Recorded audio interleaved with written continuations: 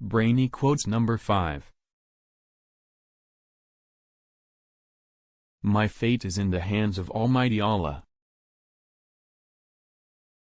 Praise be Allah and prayers and peace upon Muhammad.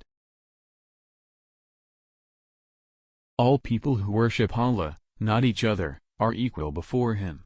We are entrusted to spread this message and to extend that call to all the people.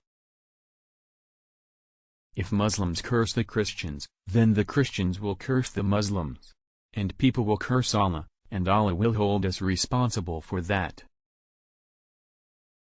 Some people call God, some people call Allah. I want to see the fruit of the love. I want to see the love to help the brothers who may not be as fortunate as us.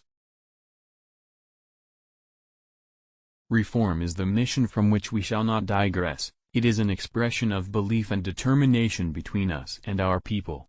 With the help of Allah, we will proceed forward in this promising national process within the natural progress of the life cycle and the development of people and nation.